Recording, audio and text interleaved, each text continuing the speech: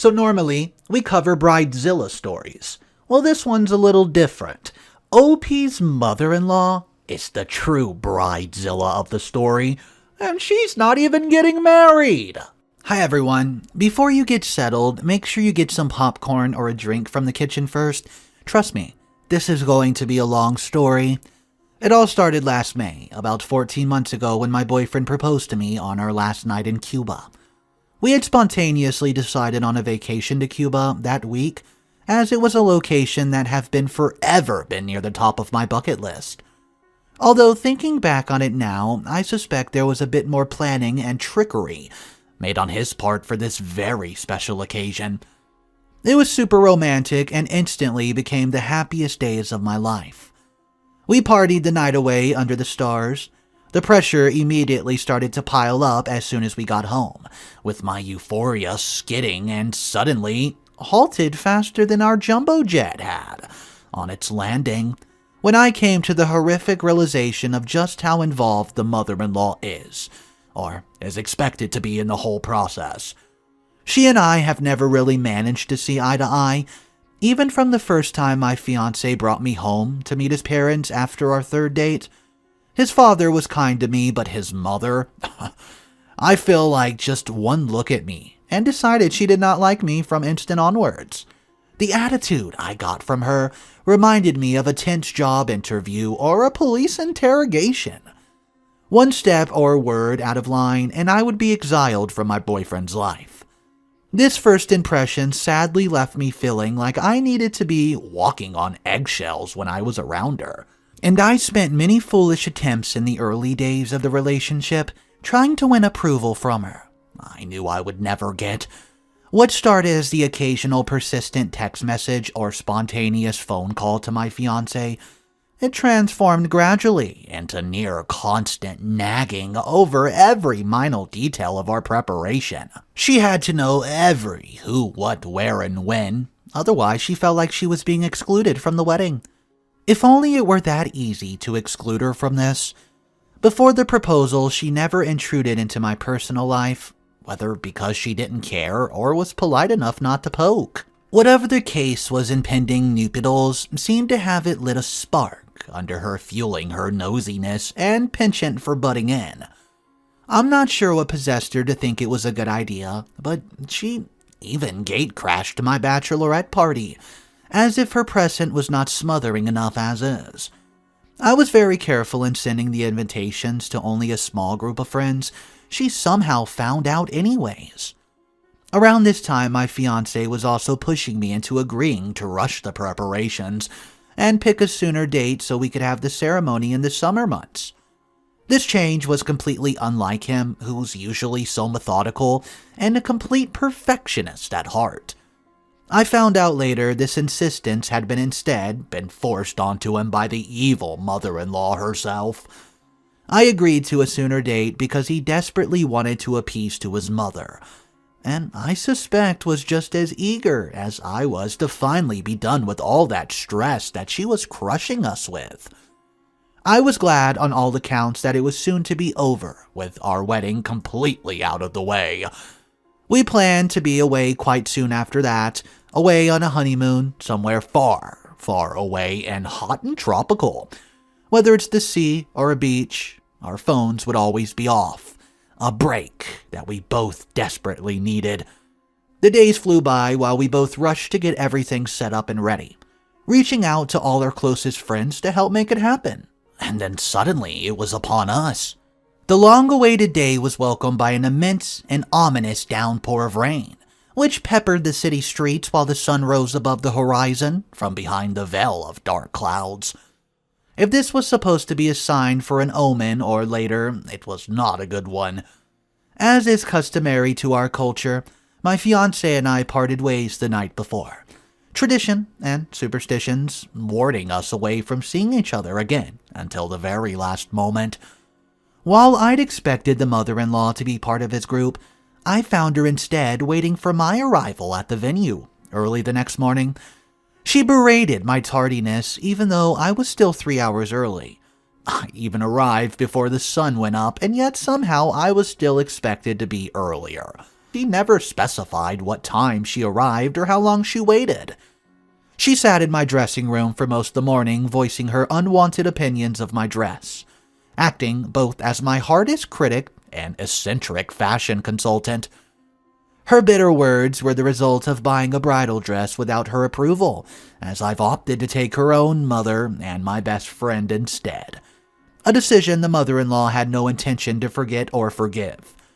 These few times she did leave the room, it was only to oversee other aspects of the preparation in the venue. Though whatever powers of confidence or arrogance her double-shot latte granted her, she felt this false authority extended even over the venue staff as well. She ruled with an iron fist, struck fear into even the timid floor manager, who stood idly at their newfound dilemma. I mouthed a silent apology, which from no change in expression or demeanor looked like it fell short of being any genuine comfort. Stepping in to try and recover the reins, I asked her nicely not to order around the venue staff, but the request was met with a mixed temper of confusion and anger as she turned her focus back towards me. Clearly, she was not someone that could be reasoned with. After her verbal assaults had finished, she walked off, directing the venue staff at her leisure.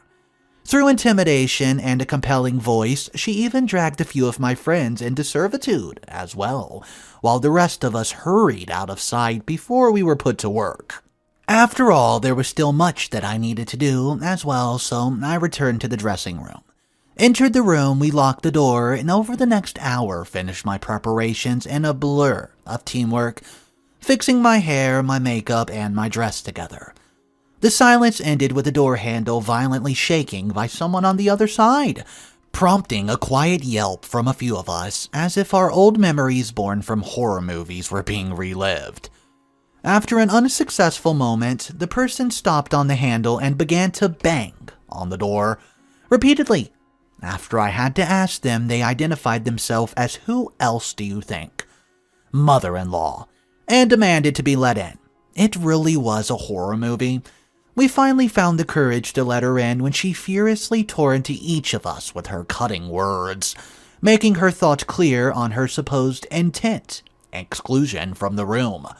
With noon nearly at hand, we vacated the dressing room and took our positions across the venue, ready to await and welcome the crowd of guests. My side of the family consisted of my father, my uncle, and two brothers. We lost her mother in a battle of cancer a few years ago, leaving me with no positive female figures in my life. The mother-in-law surely gave me no pity when she heard the news herself. My fiancé's family, on the other hand, was much bigger, and full attendance, they could have probably filled the venue alone, but we did not have to negotiate on cutting down that number just to allow my own guest. The mother-in-law leaned against a wall by the main entrance, reading carefully through her clipboard list of names, making soft remarks to herself as she examined all the names. While we were already prepared a list for her, she was adamant that she could make a better one of her own, so we were forced to leave her to handle it herself. I stood peering nervously around the corner of a hallway near my quarters as I saw the first cars pull into the parking lot. The mother-in-law had originally suggested that we should allocate parking, as well with certain bays to certain guests in order to be better organized on the day, but we found it unnecessary and did not want to overcomplicate the matters. We dismissed the idea and received plain-faced disappointment from her in return. It would seem her plan to stretch her imagined power and authority over the ceremony and its guests, to include when or whether the guests were allowed to stay or leave, was not actually something we were prepared to let her handle. Thank goodness. Well, I watched from upstairs window as the first cars began to approach, kicking up a long trail of dust along the driveway. For the next hour or so, the cars parked became overran with impatient parkers and opportunists, bustling with activity as cars scanned the lanes to get the closest bay, while other cars were just parked. The guests hustling from their vehicles, clad in bold suits and beautiful dresses, as they formed something resemble of a queue towards the venue's decorated entranceway. When I noticed that the queue had grown rather large and sluggish, now resorting to snake around the car park, or be forced to stand closer to the highway, I asked the bridesmaids to go downstairs and covertly investigate the issue. Well, she returned a few minutes later saying that the mother-in-law was stopping guests at the entry for some form of interrogation. The first interruption of the day saw panic start to swell in me along with a fiery rage. Today, of all days, I was not going to put up with my mother-in-law being like this. So mad, I marched downstairs to put an end to this nightmare before it got out of hand. Turning the corner, I saw her blocking the entrance. I couldn't believe it. With her clipboard in hand and pen in the other, she gestured towards the first guest pointedly, like she just turned up a fine dining restaurant in the city without booking a reservation. If her retirement plan wasn't working out, she would get a good reference here for a job as a restaurant or club bouncer, I thought amusingly. Well, despite her short stature, she emitted a very intimidating presence.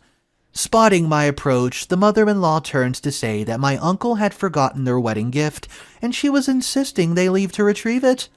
Again, stern complaints. My uncle lived over 2 hours away from the venue, so if he left now, was not likely to return in time for the ceremony.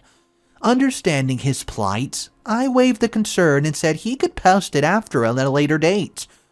The rest of the queue ferried through quickly, hearing the commotion as everyone else had produced the wedding gifts early and was ready to hand them over in exchange for their entrance, not wishing to be turned away or to get into another argument early in the day. After all, the guests had successfully made it inside. We ushered them into one of the dining rooms for appetizers before the ceremony. Each table had been purposefully and carefully positioned, with each chair assigned to a particular guest. In most weddings, this could be arguably the most political or nerve-wracking part of planning. Setting a favored guest too close may upset family members, while anyone being set far away from the main table might think they're being shunned or underappreciated. Friends are made and lost at these moments, you know. I asked one of my bridesmaids to lay the nameplates this morning with a detailed layout of the room to say who went where, which is why I was initially very worried when I walked through the room. I noticed some of the names on the wrong table. Quickly searching for and confronting her, I discovered she had put them out as I asked, but mother-in-law had interrupted the process and shooed her away. Unable to contain the situation, I could hear arguments start erupting throughout the hall, as one person stood by the main table watching on and admiring her handiwork. As I marched up to her, her smile was wiped from her face as she realized my mood was going on the defensive.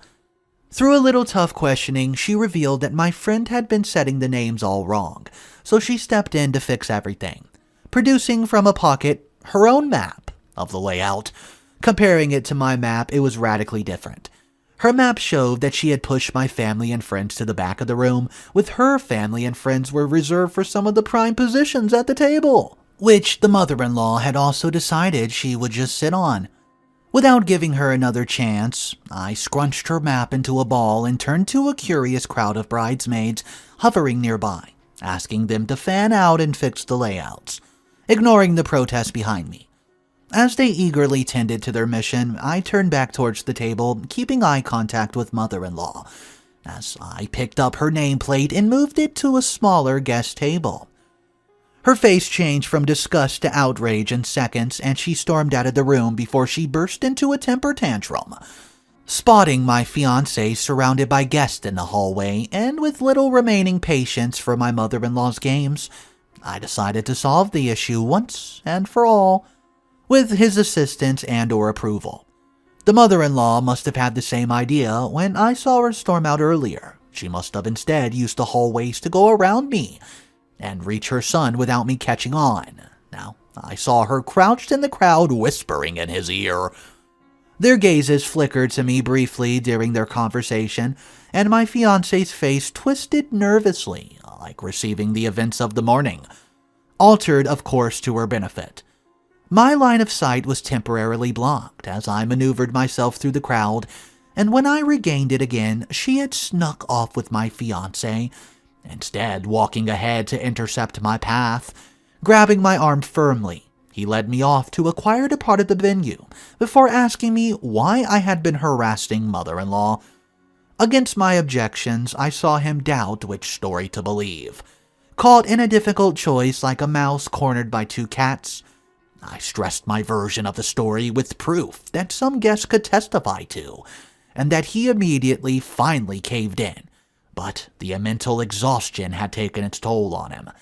In the end, he was unable to fully commit to believing her or my story, so we had to agree on a weak compromise and try to suit both parties involved.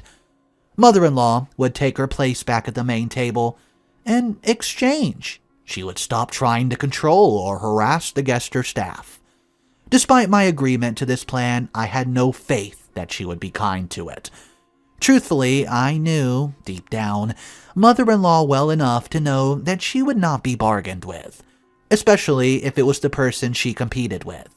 It then fell up to me.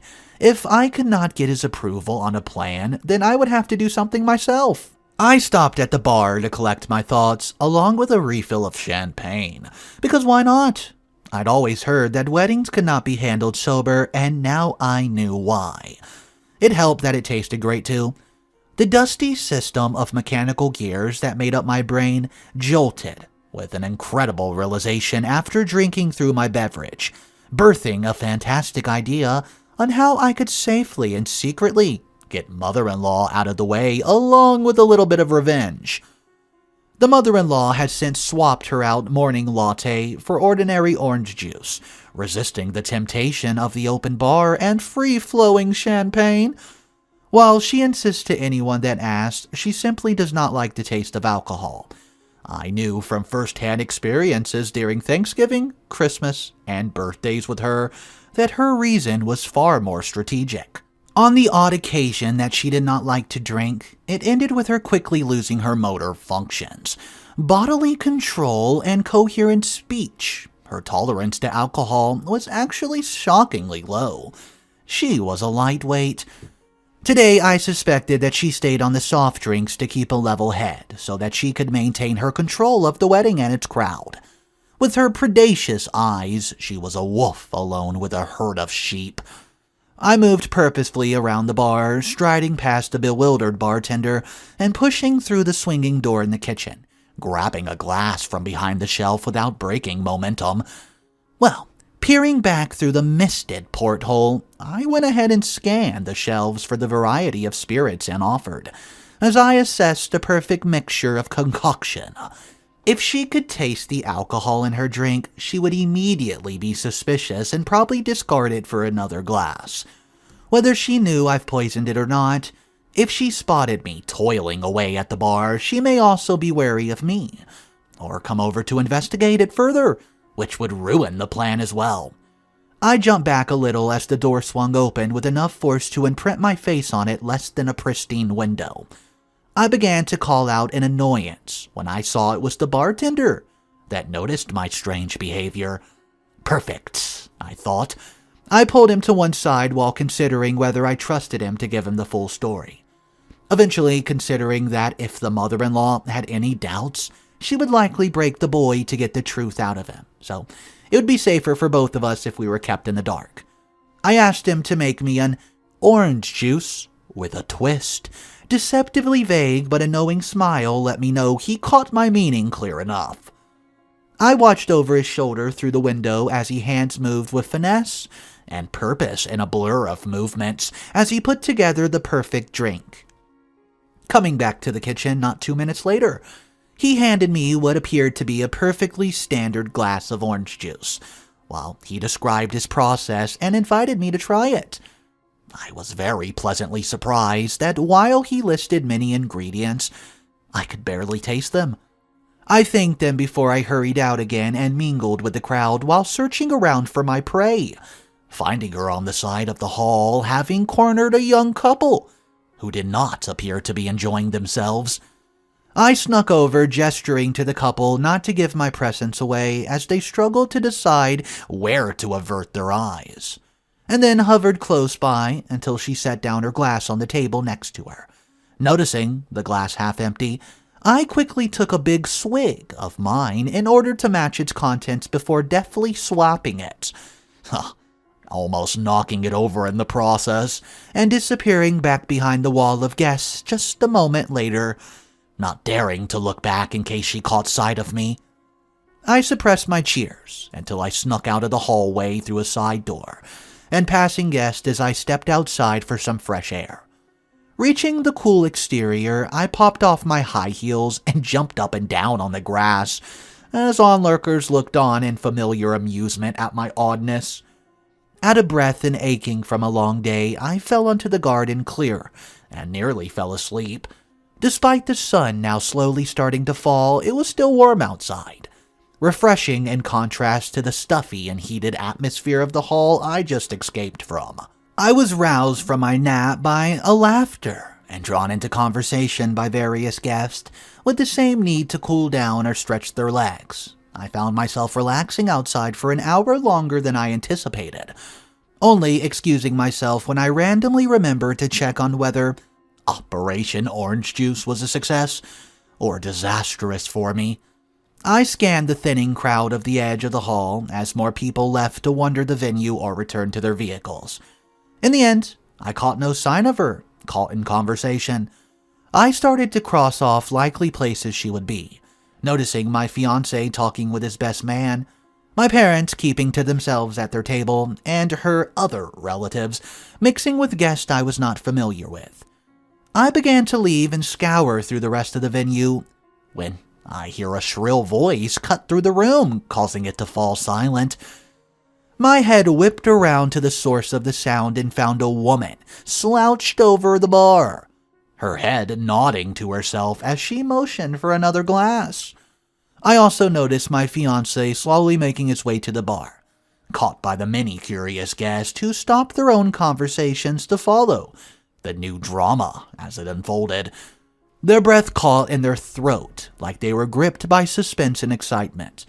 He softly rested his hand on her shoulder as he whispered into her ear to spare her the embarrassment, though in her state, she freely repeated his words and she replied openly and loudly, pretending to only just notice the commotion. I approached as well, my heels clacking distinctly across the wooden floor in a manner to show that I wanted to be noticed. My fiancé turned towards me with concern, but I helped to reassure him that she would be okay. I suggested that she may just need to lie down and can join us later for the proper ceremony, when she's feeling better. An idea he immediately jumped on. With his steady arm and my guidance, we ambled over to my dressing room upstairs, far enough away from the event that she could get some rest without disturbance for a little while. Far enough away that maybe no one would hear if she woke up early, though. Setting her down, I cracked the window open to give her a cool breeze before pulling my fiancé away from sitting by her side all evening, with the same reassurance that she's going to be fine. Tonight was our night, honey, not hers. As we turned to return to the party, I said I needed to redo my lipstick, so he went on without me. After he was safely at a distance, I locked the dressing room and hid the key in my handbag. I called everyone back into the hall for toast and celebrations as we finally started to enjoy the day. With mother-in-law finally out of the way, the rest of the day proceeded smoothly. While her absence may have been noticed, the other guests kept quiet about it, probably with relief and curiosity in equal measure. I told my fiancé not to worry about her and she would be sure to reappear when she could, omitting the fact that I had put her in timeout because I knew he would be unable to stop myself from going to find her. An hour later, we all moved to the ceremony room, guests taking their assigned seats on either the bride or groom's side of the hall, separated by a red carpet walkway from the door altar. Our song started playing over the loudspeaker, alerting everyone to stop their conversations and to stand attention as the ceremony began. I slowly paced down the aisle along with my father and a trail of bridesmaids behind me, walking to meet my fiancé and the marriage official. We exchanged vows to a chorus of sniffles and camera shots taken from the endearing audience, with not an unfriendly face amongst them. As the light of the sun began to dim, We gathered around our tables for an array of extravagant set meals delivered on silver platters. Each course ended with extra drinks and smiling guests. The atmosphere of the room was warm, uplifting. The heavy curtain of oppression lifted to give away a night of entertainment and celebration. My fiancé still checked his watch occasionally, followed by nervous glances at his eyes, darted quizzically around the corner for the missing member. But each time I reassured him into forgetting about her just to enjoy the night. After dinner, the tables were pushed aside and we created a massive dance floor. Our main table repurposed into a DJ booth as guests swayed wildly to the tune of the beat. With the loud thumbing of the bass, I saw the evening first take its turn as the mother-in-law nightmare entered the room, the beat echoing the stomping of her feet as she approached us. As the hours ticked by into the early evening, guests began to say their goodbyes before retiring from the event. The busy crowd was dwindling smaller, with only the most inebriated or otherwise wild guest dancing along. Some guests stayed near the venue and arranged hotels rooms, while less fortunate persons now facing the longer journey home on lonely country roads. My fiancé had also left the festivities some time ago to settle mother-in-law into her room. But despite being tired and still a bit tipsy, she was apprehensive to leave in case she was given another time out, only later giving in with reassurance and difficult convincing from her beloved baby boy. That did not stop her from giving me evil glares, all while she left the room, of course, but I waved, mustering a warm smile I could fake convincingly, although hampered by my own fatigue and tipsiness. Well, after that, I danced the night away until my fiancé returned. We danced, and danced, and danced a little more before even the DJ had to call it quits. And despite our beating hearts, we closed the curtain on our wedding day. The next morning was abuzz with activity as venue staff and friends rushed to clean the yesterday's mess, in time before the next venue's big event. So, I nursed an aching hangover, but saw no sign of mother-in-law, whom I assumed would probably still be asleep. Seeing my husband sluggishly carry bin bags over to the venue entrance with a tired and pained expression confirmed for me that I was not at least the only one still aching with a hangover. With my assistance, we were soon ready to depart. I started the car while my husband went to rouse the dragon. 40 minutes goes by before I catch sight of them again, hobbling slowly from the entrance. The mother-in-law, still wearing her clothes from last night along with a pair of very, very dark glasses. Though sustained effort, she fell into her seat, roaring and clutching at her head, while my husband jumped in beside me, and then we were off. Well, flash forward to the following evening, and we were already getting ready to fly away for the honeymoon. My husband jammed the rest of our belongings into a tiny suitcase, while I stared in disbelief at the plane tickets. I clutched tightly in my hands. While we had not planned on eloping, especially given how close he is to his mother, this felt quite close to it. In a spark of daring deception, he even told mother-in-law our honeymoon was not planned to start until next week, which helped pry her off our backs long enough to put together a trip tonight. We managed to get as far as the terminal before our phones buzzed from the likely suspect. Well, you know what? We turned the phones off and boarded the plane for a week of sun, sea, relaxation, and no worries. Okay, guys, well, if you like drama, this story was jam-packed. I don't know if she handled the mother-in-law situation properly. I mean, drugging someone and locking them in a room, that can never end well, but I will say this time, it looks like it might have worked. Guys, how else would you have handled this? You know what I think? I think OP's soon-to-be husband should have stood up more to his mom and said, hey, you're being way too aggressive here. I know you want to be a part of this, but you're ruining our special day. Can you please just simmer down a little bit? And I think if OP's soon-to-be husband would have said that, things might have been completely different. But guys, let me know your thoughts, your opinions. What would you have done differently? Would you go with the old lock in a room and throw away the key technique that OP did? Drop it down below. Also, one little announcement before we end this. I just started a new Instagram channel. You can find the link right below in the description section. Also the pinned comment. What we're doing on there is some very interesting stuff. 60-second animated stories every single day, green screen pictures, behind the scenes, and very important updates and announcements of when other stories are going to be coming out. So you're not going to want to miss that crucial information if you do like these stories. So go follow the Instagram. That supports me a lot, and I really appreciate that, guys. Have a wonderful day, and Mr. Reddito, we'll see you in the next one. Peace.